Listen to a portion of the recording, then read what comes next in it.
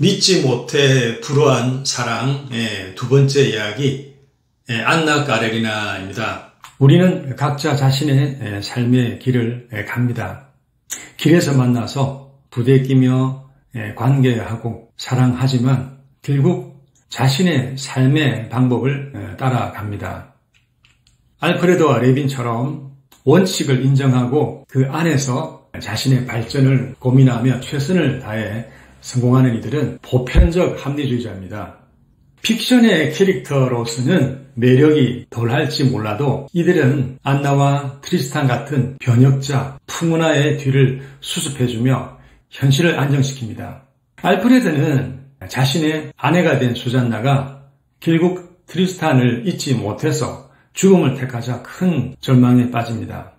동생에게 이렇게 말하죠. 결국은 너가 이겼어. 난 원칙을 따르는데 사람들은 원칙을 따르지 않는 너를 모두 좋아했어. 아버지, 막내, 단칼과 이사벨, 그리고 수잔나까지. 저는 카레린, 알프레드과이기 때문에 이들의 분노와 질투에 당연히 공감합니다. 사랑의 운명은 삶의 운명보다 더 다양한 것 같습니다. 수잔나와 비슷한 사랑에 살고 사랑에 죽는 안나의 사랑을 읽어보겠습니다.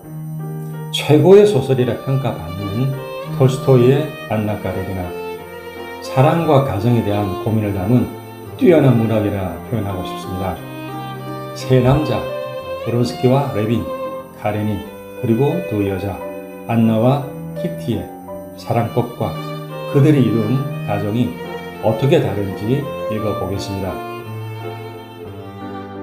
1878년 모스크바역 검은 옷의 한 여성, 너무나 지치고 모든 희망을 잃은 듯한 잿빛 눈빛의 그녀는 안나. 그녀의 사랑이 시작된 곳 이곳 역에서 그녀는 달려오는 기차에 몸을 던집니다. 그녀가 마지막으로 떠올린 사람은 아들일까요? 며느리일까요? 소설의 줄거리와 장면들을 볼까요?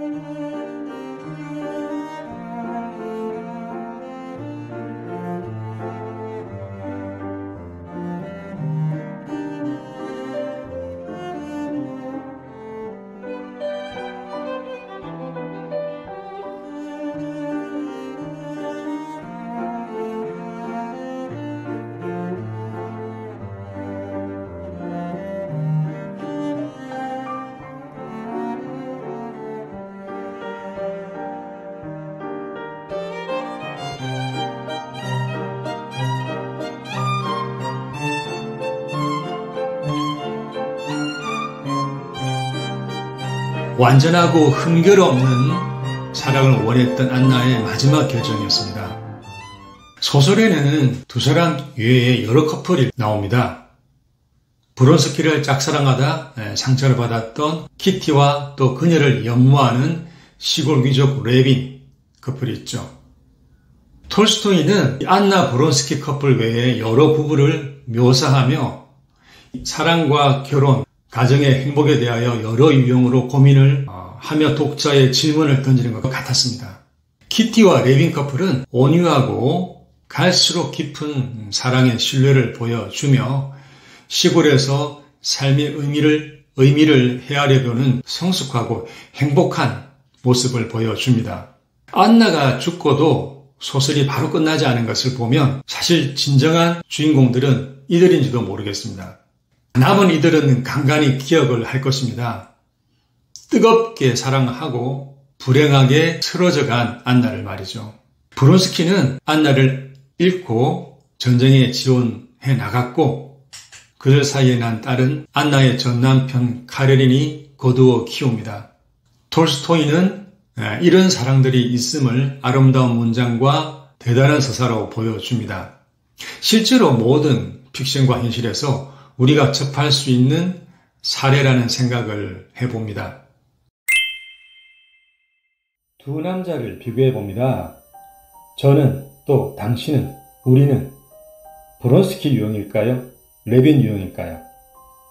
훈남 귀족 장교가 파티와 또 클럽에 나타난다면 연애하고 싶은 여성들이 모여들겠죠.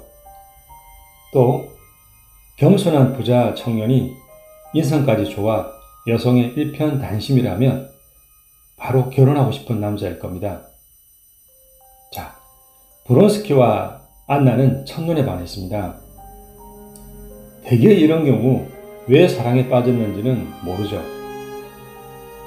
첫눈에 들어붙는 콩깍지는 무의식에 주도하는 것이라 의식은 모릅니다. 미모, 우아한 품위라고 말할지는 모르겠으나 분별 없이 미숙하고 열정만 앞서는 사랑일 수도 있습니다. 카레니는 안나의 사랑은 표현이 거의 없고 옆에 두고 관상식물처럼 관리하는 사랑이었지만 자신이 명예와 돈으로 잘해주는 최고의 남편이라 얘기했죠. 하지만 안나는 질식할 것 같았습니다. 그러다 브론스키의 부드럽고 뜨거운 고해에 그녀는 숨통이 트이며 이게 사랑이구나 여기며 한없이 빠져들었죠. 사랑이 깊어지다가 브론스키는 안나가 남편과의 갈등, 사람들의 모멸찬 시선으로 불안정하며 자신에게 너무 집착하자 질려버리며 한 발 물러섭니다. 그러다 안나가 자신과의 딸을 낳으며 죽을 고비를 넘기자 안쓰러움과 그녀를 잃을까 절망했던 마음이 안도감으로 바뀌며 다시 사랑의 열정이 커집니다. 그러나 자신의 영지에 데려와서 살며 안주하던 사랑은 더 이상 깊어지지 않습니다. 브론스키 끈은 사랑하는 그녀의 불안과 공허함을 채워줄 능력이 부족했죠. 넓고 호화로운 영지와 저택이 있지만 안나처럼 그는 모든 의식은 즐거움, 재미, 파티, 전쟁, 인정받는 명예 등 밖으로 향해 있었죠. 자신의 내면으로 향하는 의식, 성찰이 부족하지 않았나 생각합니다. 다른 남자 레빈을 볼까요? 브론스키에 대한 사랑에 상처를 받은 키티를 연모하여 기다리며 상처를 회복시킨 후에 결혼했습니다. 화려한 귀족 생활보다 자신의 영지에 내려가 자연 생활에 의미를 두었습니다. 농부들과 같이 씨를 뿌리고 농사를 지으면서 내면을 들여다보며 많은 것을 깨달았죠. 겉으로 보이는 자연의 아름다움과 수확의 이면에는 성실과 끈기, 반드시 겪는 흉년과 고통을 수용하고 넘어서야 한다는 통찰을 했습니다.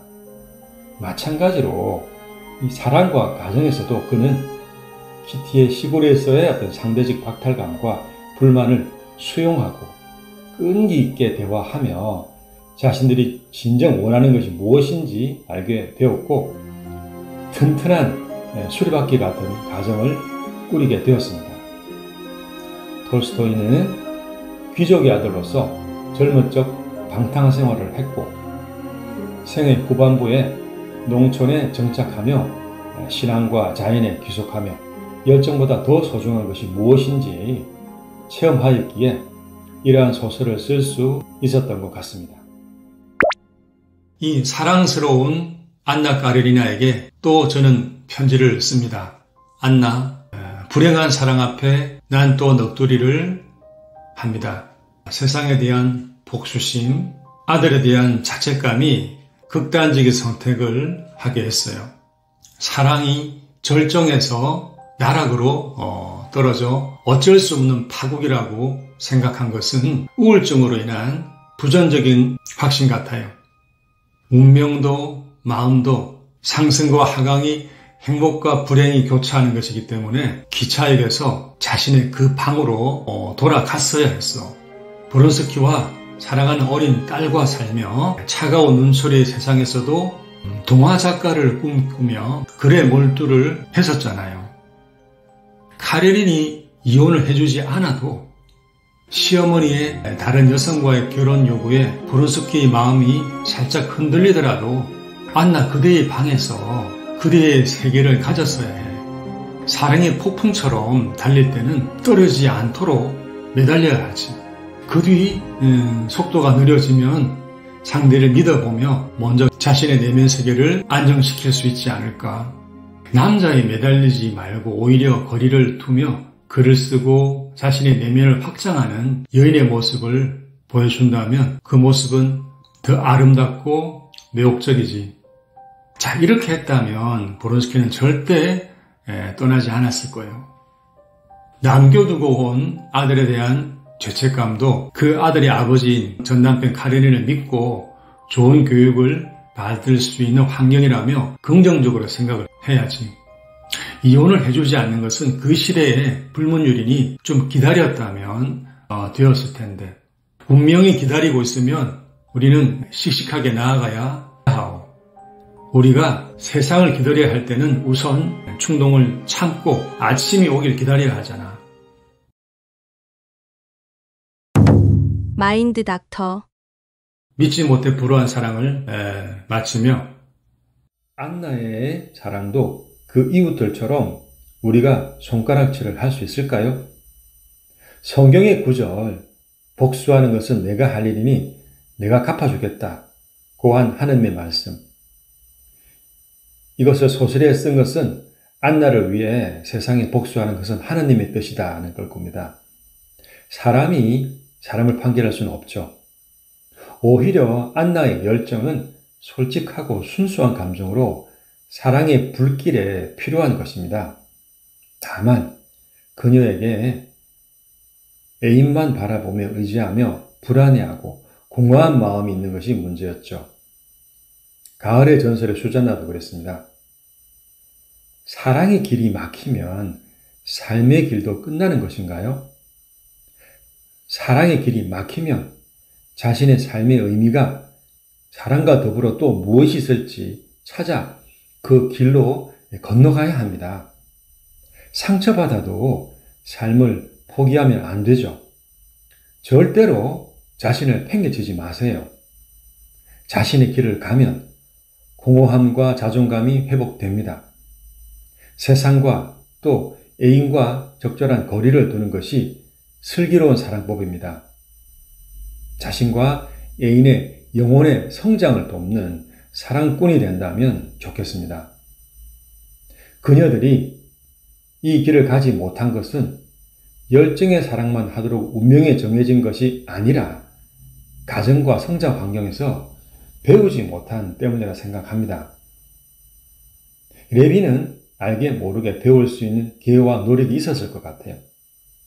인생이 결정된 이 사랑에는 또한 공부와 훈련이 중요하다고 항상 깨닫곤 합니다. 자신의 사랑의 운명을 안다면 불행을 막을 수 있을까요? 흠결 없는 완전한 사랑을 바랬던 안나 까레리나는 기차에 뛰어들었고 수잔나는 머리에 총을 쏘았습니다. 사랑 이야기에서 자살은 후회와 자책을 하는 것이지만 현실을 받아들이기를 결연코 거부하며 추억과 사랑을 지키려는 마지막 발버둥입니다. 자신의 사랑을 죽인 세상에 대하여 자신을 죽임으로써 하는 복수입니다. 그럼 세상에 대해 적극적으로 복수하는 칼날 같은 사랑 이야기를 들여다보겠습니다. 사랑 그 세 번째 이야기, 복수하는 사랑은 폭풍의 언덕과 위대한 개츠비의 사랑을 읽어보려 합니다. 다음 영상도 기대해 주시고 구독 부탁드리겠습니다. 감사합니다. 좋아요, 댓글도 부탁드립니다.